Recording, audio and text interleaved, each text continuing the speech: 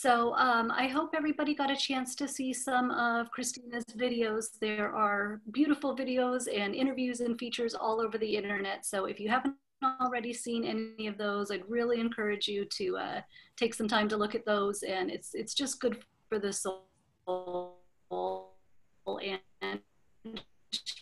she's here with us in person. Cristina, you're a personal hero of mine. So I'm just, for those of you that didn't get a chance to read her bio, I'm gonna read this to you. Cristina's work can be summarized in her 3 favorite words: exploration, education, conservation.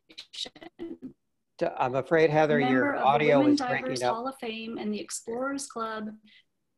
She is a firm believer in the power of education. In 2019, she founded the nonprofit People of Education, Research, and Studies related. Did I freeze? Yep. Oh, okay. So Cristina, I will go ahead and pass it over to you in case my internet is not stable. Welcome to Oregon and all of our friends from around the world to hear about sharks, cave diving, and everything we need to know. All right, thank you, Heather, and thank you, Metro. When I was putting together this presentation, I realized, and I hope you'll forgive me, but it's very hard to put together 26 years of what I've been doing here in the Bahamas. So I might just skip through some of the slides as I talk, but just trying to give you an overview of everything I do and specifically make you understand really how all that I do, but all that we do as people in this world is so vitally interconnected. And the media by which I use this in connectivity is the water. So through my love and passion for what I'm going to be talking about, I realized actually how much of that then was connected and needed protection. So I'm going to share my screen.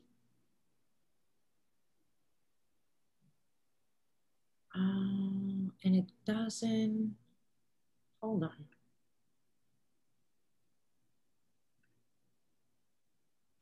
Hold on a second.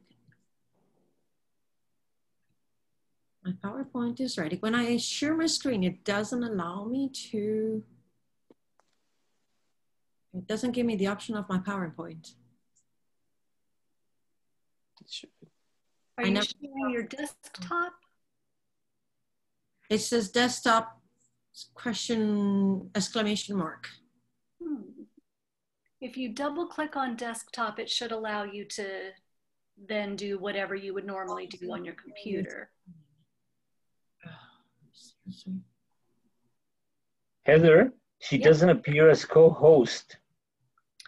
So we do have it set so that anybody can do that or anyone can share, but let me check. Let me try again. There we go. I got it. Thank you. It was, I'm on a newer computer. It has a better sound. And so it's my little portable one. And so I couldn't really see. So I'm going to make you a little bit smaller. There you go. I have 20 minutes, 19 now. So very briefly, I'm originally from Italy. I've been residing in Freeport, Grand Bahama for the last 26 years, where I actually travel in order to become a certified scuba diver. And once I arrived here, I fell in love with the island above and below the water and basically decided to make the island and the Bahamas my home and scuba diving my life. So as you can see, I started very early and 26 years later, I'm still here. In a nutshell, what is my job? I am a scuba diving professional. When people ask me, what is your title? I find it very hard, and you'll see maybe that by the end of this presentation, to really put just one label of what I do. So in a summary, I am what they call a course director. So I am an instructor trainer. So I train people how to train people. I am a cave instructor, cave explorer, technical, rebreather, gas mixes, and I work also with sharks in the wilds. And I connect all of this through my work into what I said, exploration. So I love to explore my underwater environment and understand about it. I love to education. So educate myself about the things that I observe. And so I connect with scientists, I connect with other people that do similar activities or have a similar interest to then ultimately come into the world of conservation. Conservation has become one of my biggest push in the last few years. And so by trade, I'm a diving professional, and by passion, I am a diving professional.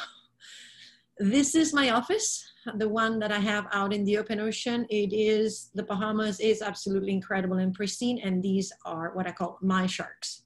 I know they're out in the wild, but this is what they do as soon as I enter the water. They start swimming towards me. These are Caribbean reef sharks, and then in the background, somewhere here, you can actually see different kind of sharks. There's nurse sharks. But I swam in the world with, or scuba dive in the world with about 30 different species of sharks, of which a dozen almost here in the Bahamas. So tiger sharks, lemon sharks, bull sharks, great hammerheads. And I fell in love with sharks on my first dive. I was actually fortunate enough to see sharks on my first dive. And then I was fortunate enough to become in contact with a gentleman called Ben Rose, who unfortunately passed away last year, who had just started this interactive activity with the shark by sheer chance.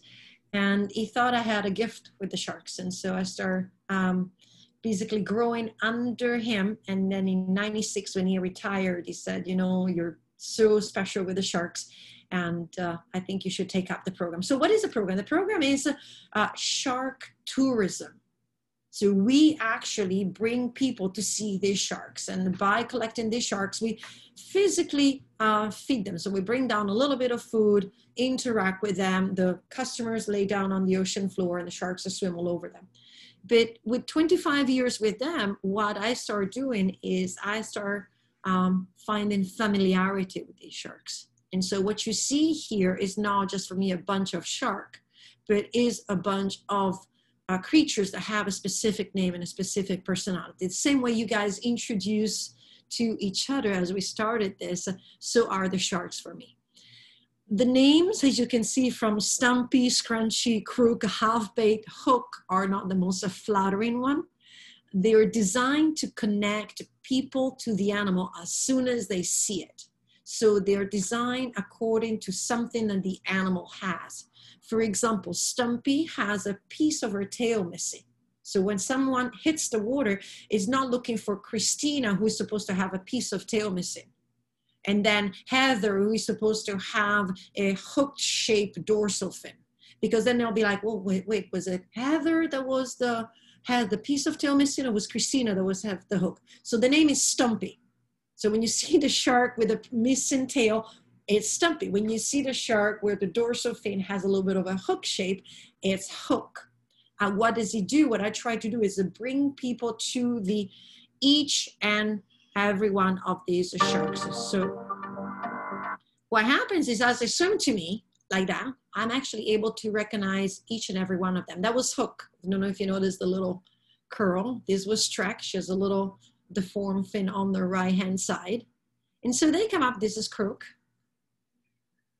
They come up to me for obviously interaction. They allow me to pet them. And I would like everybody to look at these sharks and how they approach me as I reach out with the hand on the fact that basically they're not trying to bite or anything. They're just basically moving around me and in front of me.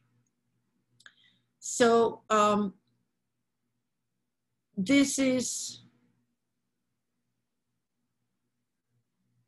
how we identify the sharks. We go down there, bring down the camera, and we take video of the shark on both sides. So the shark swims to the right, the shark swims to the left.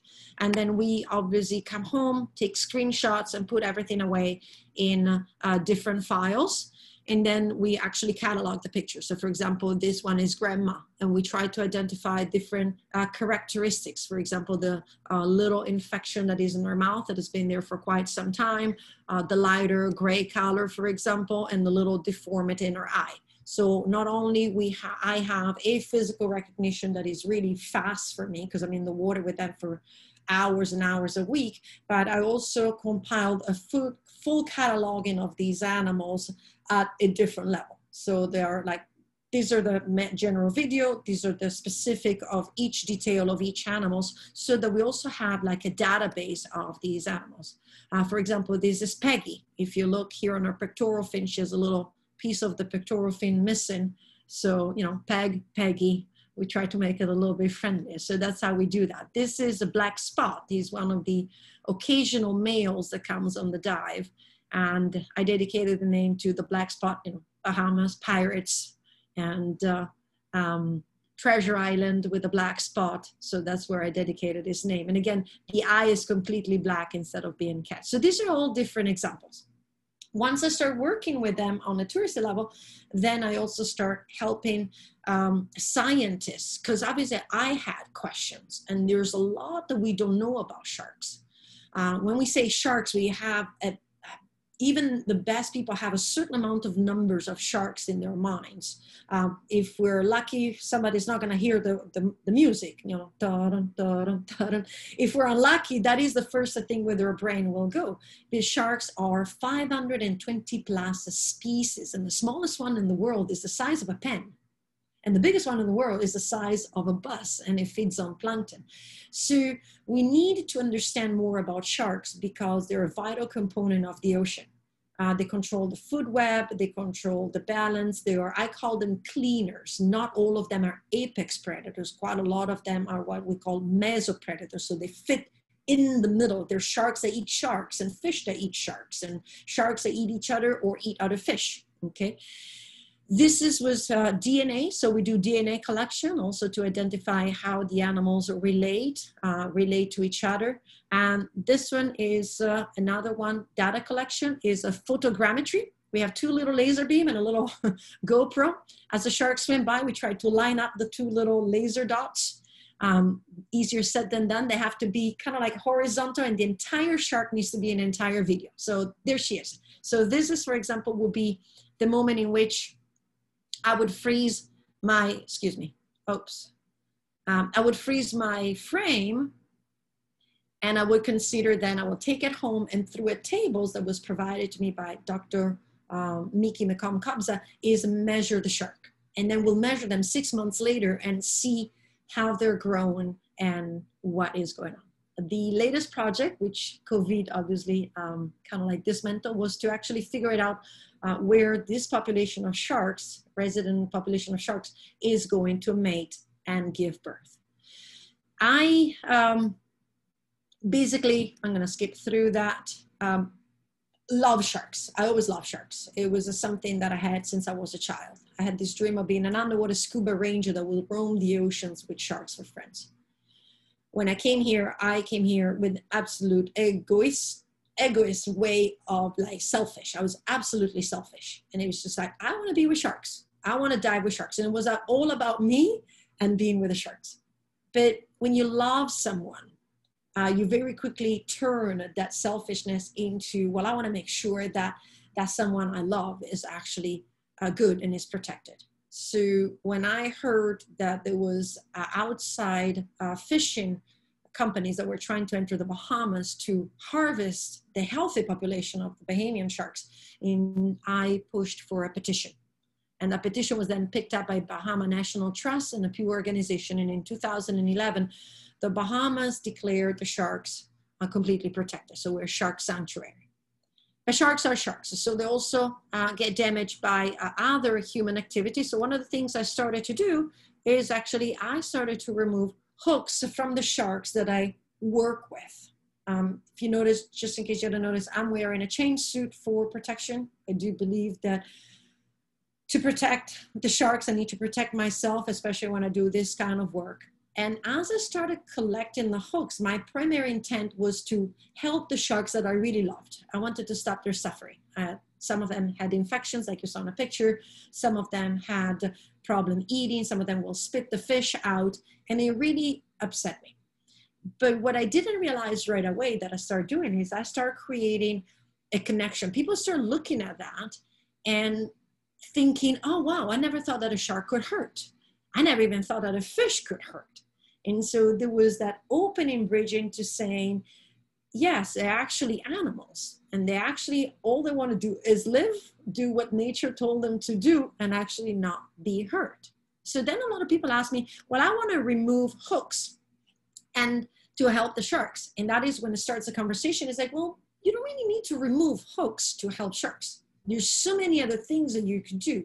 So the educational part of the ultimate conservation of the sharks comes into, well, what can we do for sharks? And is looking into legislations, for example, changing the way we do exchange of shark-related products, or changing the way of how we consume, reduce plastic pollution, reduce our carbon footprint. So there's all these things that then obviously not only affect the sharks, but affect also their environment, safe seafood choices. I'm gonna just skip this one. And this is a foggy eye. So some of the sharks, after I start removing the hooks, become actually more in tune and start actually physically connecting. And it's not a forceful behavior. As you can see, foggy eye had this habit of just leaning into me every time I was on the dive and allow me to pet her. So the hooks in themselves was something that I did for my sharks, my group of sharks. And then they became really, literally the hook by which I will bring people into the shark conservation subjects. And they become almost like an ambassadorship for all the sharks. A part of the work I do is also a one-on-one program where people actually can come and experience what I do with the sharks, interact with them, pet them, and all of that. But furthermore, again, goes into education. I pick some of the people that I train either here in the Bahamas or also people that come from all over the world. And I very much believe into the power of communication, especially when the power of communication is a transfer to those people that speak those languages that I can't. And so they come here and learn, and then through their language or through their culture, they go back home and say, hey, this is what I learned, and this is what we need to do. And they become ambassadors themselves for shark conservation. So that's how I use the group of sharks that I work with, even if they're protected here in the Bahamas. So then they come and have this one-on-one experience, but also they can go back and become people that speak for the sharks. And it's one of the things that I really like to do. I also do local educational programs, from school presentations to beach cleanup to local training. As a scuba diving professional, I train people on dive master, instructor level. I host the Rolex, the Scholarship Society. I host, I support the Women Diver Hall of Fame, also scholarship and training grants. And so this is part of the outreach. And it does not specifically stop at sharks. It actually, like I said, goes into the beach cleanup, goes into trying to understand everything that is related with us. Lately, thanks to COVID, most of my work has transferred to a computer screen, Zoom, but it's been a very, very active period. The last 6 months have been some of the most active periods. So whenever people ask me if I'm available for a talk, I usually say, absolutely, yes, I'm available. They can get me online, they can get me on Zoom, we can do live webinars, whatever they wish to do. We'll set up a day and time, and so I connect all throughout the world. These are some of the examples. I also used to, like you guys used to go to the restaurant, I used to travel, and I've been invited in some key places. One of the one I'm very proud of, I was invited in Singapore, being one of the key spokesperson against a shark fin soup.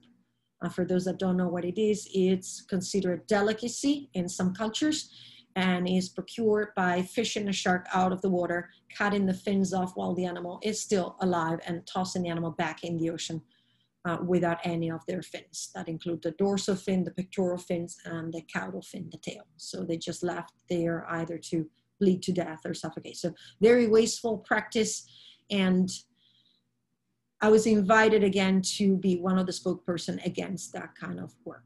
So that's what I try to do. And then I do the day-to-day work. So picking up garbage off the beach when I'm going cave diving, when I walk the beach with the pups. Those two gentlemen there are actually the director and the videographer from a BBC Blue Planet Live, and we were doing the interview, but as they were preparing the little area on the beach to do the interview, I noticed there was a lot of garbage. So at the end of our interview, I convinced them that it was actually a good idea to clean up a little bit the beach before we left from our interview, and they have very gladly complied and helped me out with that. So I believe in what it's called the story of the star thrower.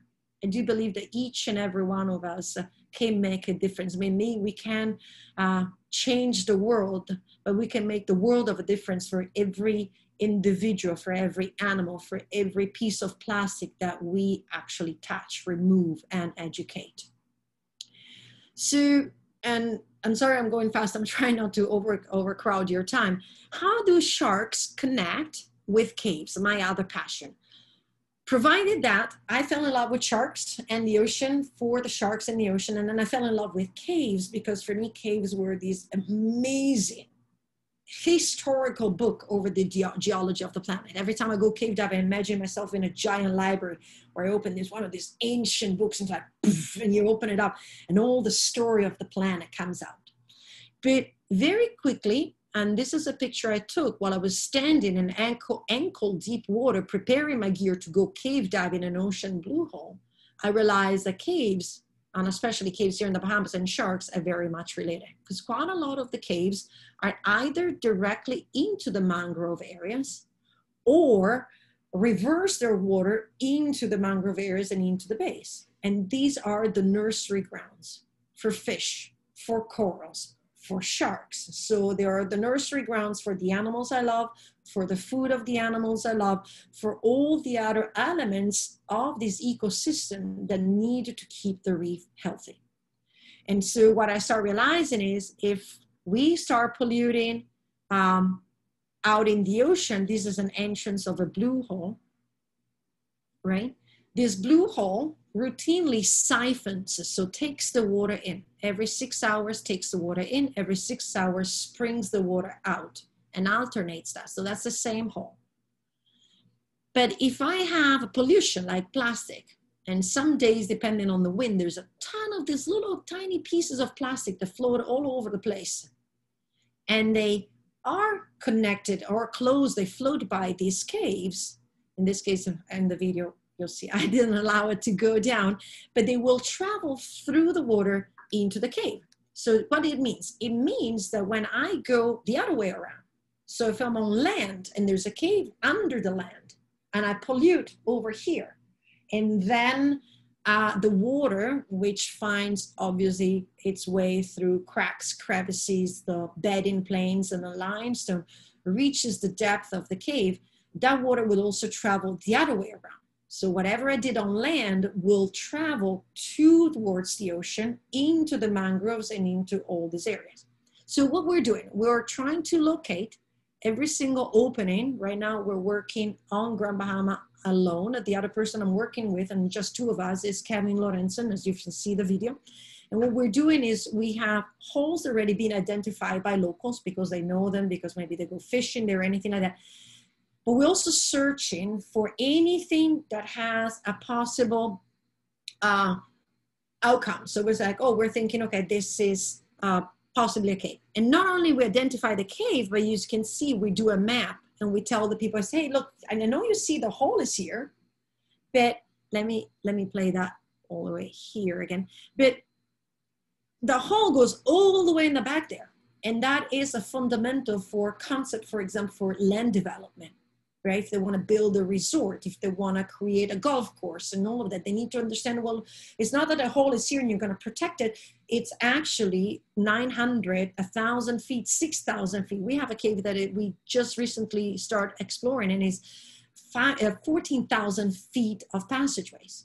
And one of the best examples I found of this was a year 2012. I connected a land-based cave called Mermaid Pond right here with an ocean blue hole called Chimney Hole. It took me about 5 years of work. And what it basically proved is how water travels from one place to the other. So this is a picture of a different cave. This is called Mermaid's Lair. It's in a part of the island that is completely undeveloped. So there's a healthy swamp area, healthy mangroves, healthy pine forest over this cave. And the blurred line that you see right above the diver, that is the freshwater lens. Fresh drinking water in a country without mountains, without rivers, without snow, without glaciers. We have fresh drinking water comes out of the tap. Well, not here right now because of Hurricane Dorian, but you open the tap and there's this nice, good, tasty water. And this is a healthy cave. It sits right on the top of the salt water. What happens is this is another of these healthy caves. Obviously, they used to be dry. That's the reason why they have speleothems in it.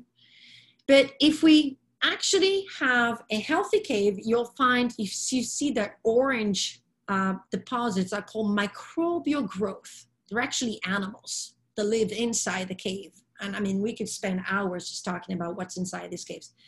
But when the balance in the water, when the health of the cave is not there anymore, almost like a human body, we can figure it out very quickly.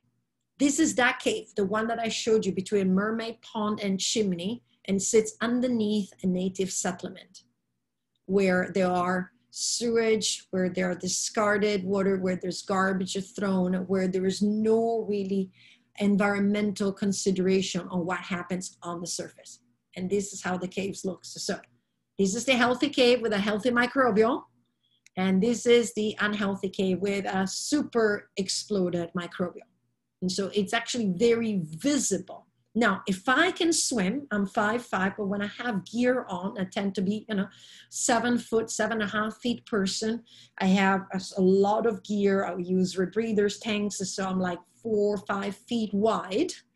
And I can make it from one area to the other. Imagine particles, imagine plastic particles, imagine pollution, how far it can travel through the water. So part of the work is also, how do you make, like I picked the 2 best jobs. How do you make people fall in love with what is perceived as a large carnivorous animal? And how do you make people fall in love with dark, out of sight, out of mind places? So I bring them up to the surface. And so I have like a camera, I go and take videos of these tunnels, and then we create software. So we also map these caves. And then people, and if you look at the little yellow, this is just a sample. When they open the map, as the yellow circle moves, they're actually swimming down in the cave with us. So it's not only, well, here's a flat map, here's Google Earth, and this is your stick map, is, well, what is right here, right underneath your feet, right? So we bring the cave up. We do most of this work on our own time, usually after work, after hours. Primarily it's all self-financed, the camera, the gear, and all of that. But it's like, to make you fall in love with the sharks, same as to make you fall in love with the caves. I have to bring something up that may inspire you, that may actually want to connect you. So with the sharks is the names, is the personalities, is the interconnectivity. With the caves, for me, is the imagery.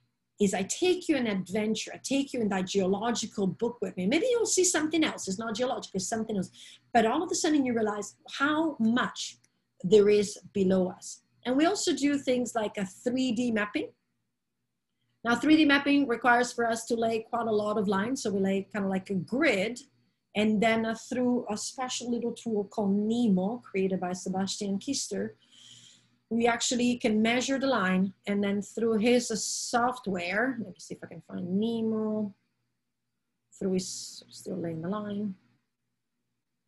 Through the software, we can create a 3D map. So this is, for example, one cavern. So now all of a sudden we can also measure the volume of the entire environment that is right below, which has important connotation, not only for the water presence, but also from, imagine somebody wants to build there. And we can say, hey, well, yeah, you might want to build there, but like there is this massive hollow volume right underneath it. It might not be a great idea. Because if you build something to have over hollow, chances are it will not stay. And so it's just also bringing again something to the surface. So I've been working very much with the Lucaya National Park, and all the data we collect, the survey, the videos, the interactive map, we basically give it to them, and then they do the work of promoting. And one of the biggest work that I did was back in 2008 through 2010 is survey the Lucayan Cave again. It was 33,000 feet of work. We just recently resurveyed with more advanced technological methods and added another 6,000 feet. And so this has been also included into the expansion of the Lucayan National Park. So the exploration is go and find. The education is go and learn. Once you learn it, share it. Once I share with you, I end up sharing my love. Once you fall in love with the sharks, once you fall in love with the caves and all, then it's actually easier to get into conservation. So recently, January 2019, I found a little nonprofit to help out with some, especially with some of the gear and the investments that we put, the survey tools, the gear that I wear, the camera that I take, and all of that, to support more of this exploration work, and also to support to be able to expand the education work. And it's I call the people of the water. I have this desire to see in my life sharks in caves, so that's where the logo came out from. Is if I could find sharks swimming down the tunnels in caves, that'd be perfect. But for now, they're two separate environments. It was a short presentation. I know there's a ton of work. You can find quite a lot of my exploration work. If you go on pownonprofit.org, under exploration, you'll see all the cave diving projects, but for the last 2 ones, we're working on 2 brand new cave system. If you go on CristinaZenato.com, you can see more of the shark work. That's wonderful, Cristina. Could you stay with us for another, I think we can do maybe 5 minutes of questions. Sure. I'm Great. sorry all the time. That's wonderful. I see that Brian has a question. I want to kind of start out because while you were talking, Michael in Alaska had a question regarding your metal suit and what's the experience like of being bitten through your metal suit? How well does it protect you? And do this with your hand. So the metal suit is designed to prevent the teeth from, they also wear a padding underneath like a wetsuit, but is supposed to prevent teeth from going through, and also you don't really feel the pressure, especially with Caribbean reef sharks. Now, on other talks, I try to explain to people, I do this with the Caribbean reef sharks in their environment because I know these animals. I don't go around the world trying to, I don't believe in one size fit all. So the way we behave with one species of sharks, we can't go ahead and say, well, I want to see you doing that with great whites. And it's like, well, no. I have knowledge that prevents me from even thinking about doing that. Good for you. Brian, do you have a question? Yes, I was experiencing massive cognitive dissonance while I was watching you with the sharks. I go out and surf from time to time, and I just have to know there could be sharks, but we just won't think about that. And then I see you swimming with all of these sharks. How am I to make sense of this? Should I get a metal suit for the next time I go surfing? How come they don't bite you? Because the sharks in general don't bite people. Unfortunately, as a surfer, in certain circumstances, you put yourself exactly where of certain species of sharks is. And that is one of the things that we need to understand, right? If you're in a surface here in the Bahamas and you're surfing, not that you surf much, but let's say kite surf over nurse sharks, they have no connection with what you are on the surface. If anything, they will perceive you as a prey. So there's this concept that at the moment you hit the water and you go surfing, you become prey. It's like, well, no, that's not necessarily. If you go swimming over Caribbean reef sharks with a surfboard, they will not even pay attention to you. Now, if you go over sharks that do feed on prey that look like you when you're on the surfboard, and primarily in this situation are tiger sharks and great whites. Those are the two, right? Then at certain times, very, very circumstantial, very few and far between, there is a chance that the shark might perceive that as food. Is that a risk as a surfer? Absolutely. Should we be absolutely paranoid? No. So what do? We need to understand a little bit how these sharks work. How do you look to them and understand maybe there are those 1 or 2 days in which you should not go and be surfing, or one of those 2 areas where you should not go and be surfing. For example, do not surf near a seal colony if you know there are great whites in the area. Promise I won't. There's no perfect formula. Is there an inherent risk? Absolutely. But are sharks going around the oceans trying to bite humans? Absolutely not. There's millions and millions of people that are in the water every day. They don't even know the sharks are there because the sharks know the people are there. They don't want to be actually bothered by them. Right. I want to go face my fears with you in the Bahamas, Cristina. That would be awesome. Will Smith and I help him Mick Fanning. So go for it, Brian. We have time for one more question, and then I'm gonna have a real quick question. Do we have one more? Are hammerheads any more dangerous than anti-sharks? Right.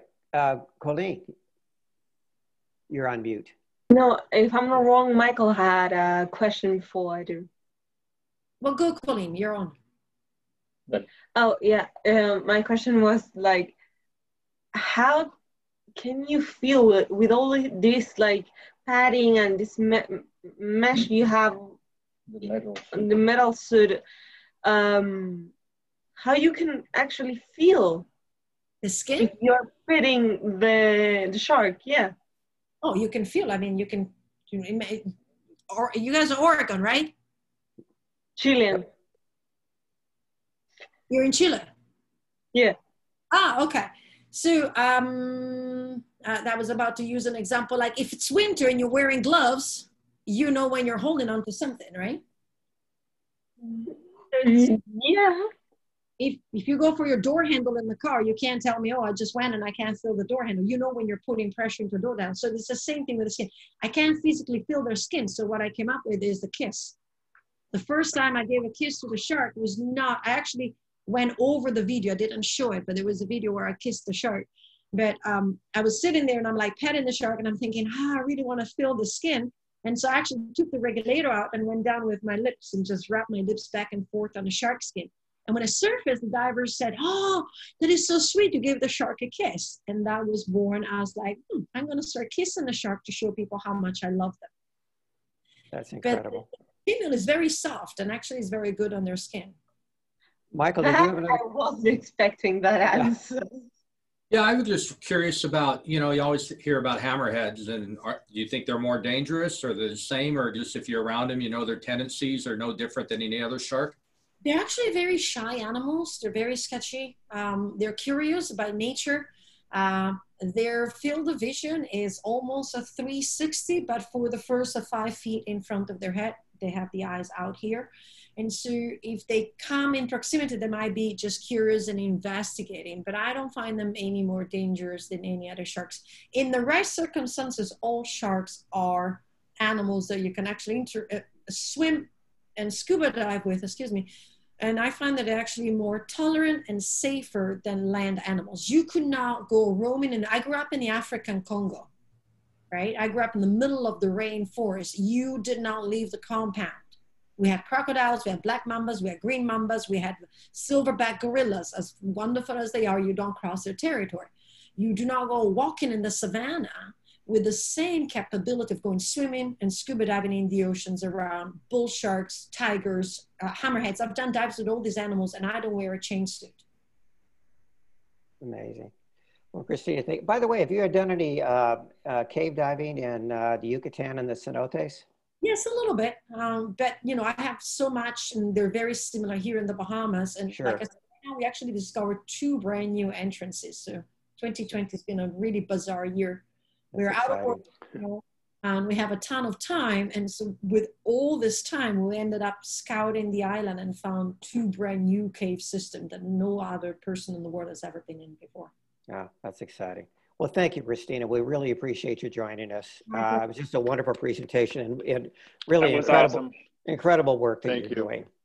Thank you. Like I said, if you guys have personal questions, more questions, you can go both on the website of either or, and I'll respond from there.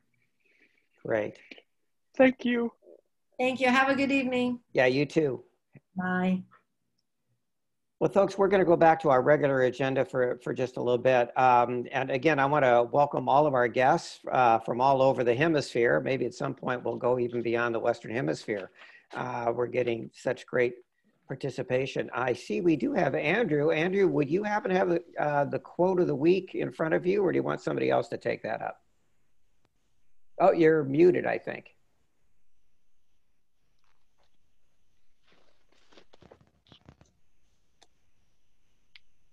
All right. Okay. Well, this quote, of course, had to be from Ruth Bader Ginsburg. For those of you not in the know, only the second female Supreme Court justice in the United States ever, and a pioneer when it comes to legislation affecting women. Here's the quote: "I ask no favor for my sex.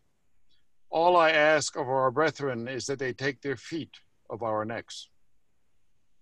Wonderful. That's very, very apropos. And I will say, I learned today that Justice Ginsburg is going to be the first woman to lay in state in the Capitol building this week, which is an incredible honor. And I don't want you to slip away, Andrew, because tomorrow, we've got you nailed, is your birthday. And I want to take an opportunity to recognize Andrew's birthday.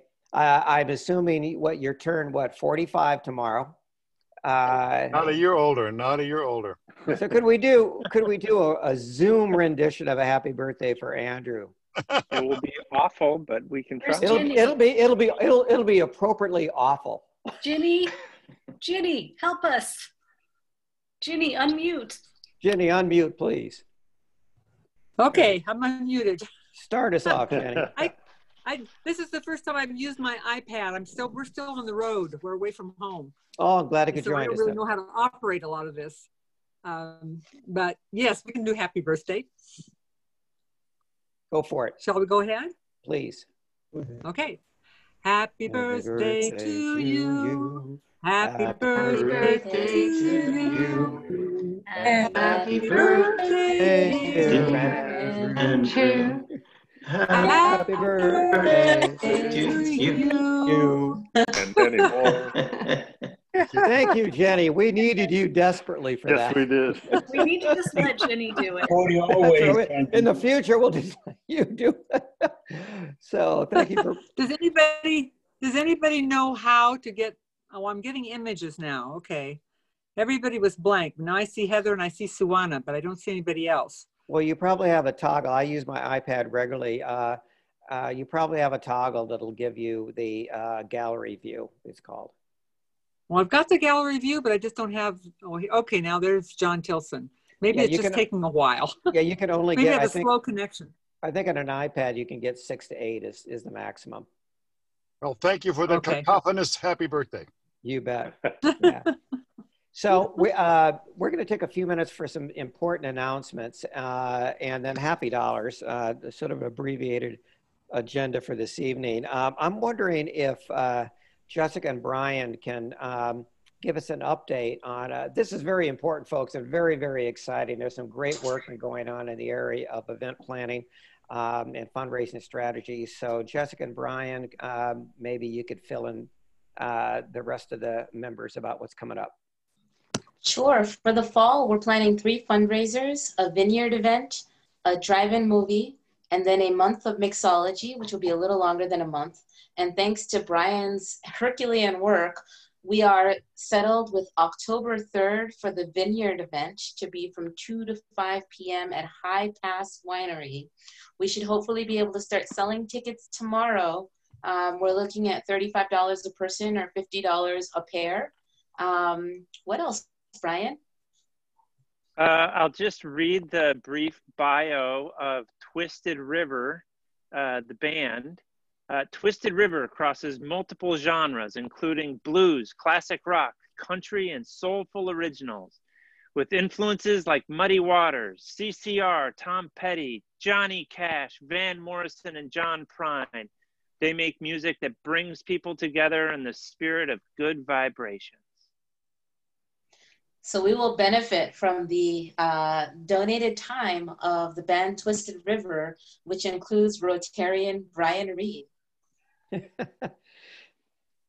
So we're very excited about this, folks. You'll be hearing more. I'll be watching your inboxes for more details. But the really key to this is going to be not just to getting our members to participate if you're at all able to attend, but also to inviting your friends, because we have a maximum of, what, 50? Is that where we're up to? Yeah. Thereabouts. Yeah, so we want to aim to max out our capacity in a socially responsible, socially distanced, outside, very COVID appropriate environment. But we can do that with 50 people, and we want to make sure that we can get at least 50 or get the 50 there. So it's going to take all of us to make this successful. And I want to thank everybody on the organizing committee for your work. And we got about another week and a half to pull this off, and I'm confident because it's really, really fallen together. A couple of other announcements, kind of fundraising related. I'm going to be sending everybody an email with details, but the District 5110 has received a very generous matching grant for the Fire Relief Fund, which covers really all of District 5110, all the way down to those devastated communities, not only in Lane County, but also down in the Medford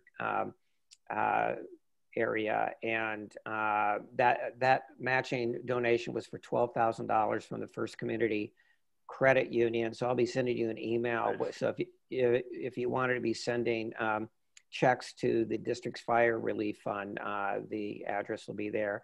Also want to mention that just as sort of a trial run, maybe we can learn a few things from this, but our neighbors at the Southtown Rotary Club are going to be having a entertainment event fundraiser, no entrance fee. It's going to be a wonderful event. However, it's going to be this Saturday at 5 o'clock, and it's going to be at the I think it's the Laughlin. I'll send you an email on this too. I believe it's called the Laughlin Park, which is up off of Crest Boulevard. And they're going to have an opera singer, Laura Wente, and a pianist, Nathaniel Fortin. So you'll be getting a message on that. But if the weather's good, I would encourage people to participate in that. Again, we can support them. Maybe they can support us, and we have our event on the following weekend. Dan? Yes. Dan? Yes. This Ginny. Yes, Could I Jenny. just say something? Because I know Laura Waite, she's my neighbor. Good. I know Nathalie Fortin. They're both fabulous musicians, and Lafferty Park is within walking distance of where I live. So I highly recommend that people go and experience that. I think it's going to be wonderful. So again, I'll send out an email on this. Yes, Heather, did you have something? I just also wanted to add that Southtown's auction was supposed to be in April. They have a really cool masquerade ball, and with COVID, they weren't able to host it. So they do phenomenal work all over the world, and they've done so much during COVID here in Eugene, Springfield. So if people are able to go and make a donation, that would be awesome. They're such a great club. Yeah, and we partnered with them on projects, and again, maybe they can come and join us at our event at High Pass Winery, and I'd like to see if we can support them as well. So Wanda, you have anything to say about Stream Team that's coming up in a couple of weeks? Yeah, Stream Team is on October 10th, Saturday. I'm gonna send email out probably the end of next week. See if anyone can give me some names. So, that's all I have to say. And I hope we all can come. It'll be fun. It'll be fun. It'll be great to see people again. And the only other thing I guess I wanted to mention again was the Rotary Steps Together fundraiser is up and going. It's an online fundraiser. You can all kind of take control of your own activity. It's very easy to sign up. I signed up about a week ago. You can get donations by your steps, and you can direct your donations to all kinds of places, including to Metro Rotary Club, if you'd like to do that, or to the Rotary Foundation, or to the Disaster Relief Fund, or the Fire Fund, I should say. So, so please check that out. I'll be sending out a reminder about that as well. Is there any other announcements or news that you'd like to share before we go to Happy Dollars? Dan, have we heard anything more from Andy about his house on the river? I'm afraid not. I haven't heard a thing about the house. I sent a message a while back. My guess is they both Andy and Doug, I'm concerned about, frankly. They probably have 1,001 things on their plate, so I'm not surprised that I haven't heard back. All we know is what we learned last week about substantial damage at the Wayfarer Resort, but the Octangle building did survive. And beyond that, I haven't heard anything more. Okay, well, Steve, could you keep track of Happy Dollars for us, please? Have pen will write. Wonderful. Who would like to kick us off? Well, I'll go ahead and start it off because I've got 5 Happy Dollars, and it's a modest investment. We did celebrate our 39th wedding anniversary last week. Bravo, bravo. If that's not worth $5.